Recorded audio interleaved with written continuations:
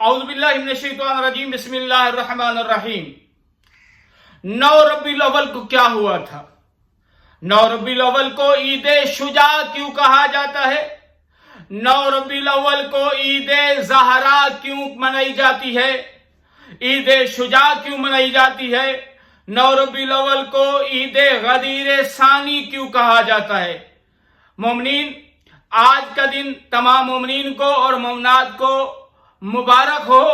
یہ بڑا خوشی کا دن ہے اور ہر بندہ خوشی منائے۔ عید شجاع کیا ہے؟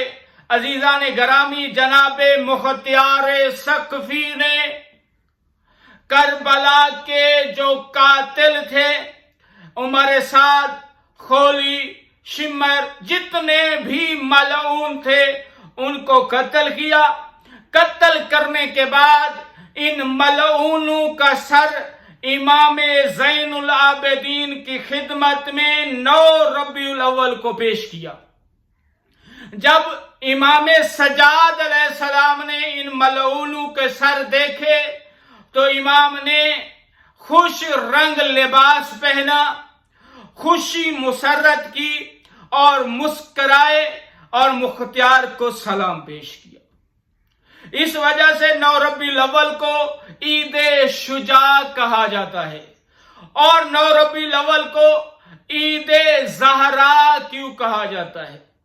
عزیزان گرامی، 9 ربیع الاول کو جناب ختیجۃ الکبریٰ اور جناب رسول خدا کا نکاح ہوا تھا۔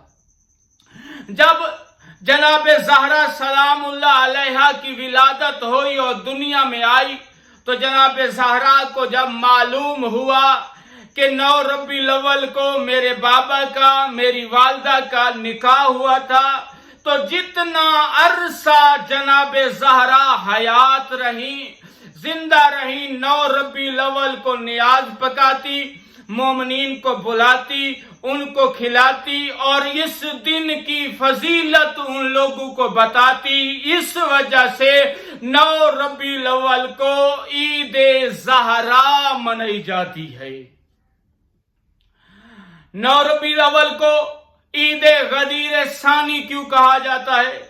عزیزان گرامی، ہم اہل تشیع کا عقیدہ ہے کہ ہماری بہت بڑی عید عید غدیر ہے، جس دن جناب پیغمبر نے جناب علی کا ہاتھ پکڑا، میدان خم میں پلانوں کے منبر پر ہاتھ پکڑ کر بلند ہو کر کہا، من کنت مولا فہذا علی مولا، جس کا میں مولا ہوں اس کا علی مولا ہے۔ اس وجہ سے ہم عید غدیر مناتے ہیں۔ تو اس دن کو عید غدیر ثانی اس وجہ کہا جاتا ہے کیونکہ اس میں 2 خوشیاں ہیں۔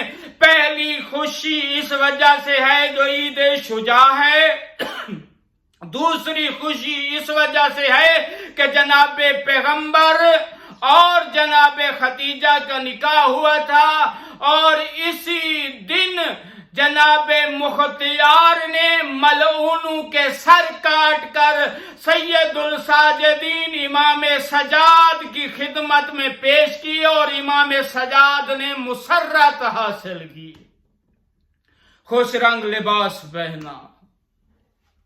والسلام علیکم۔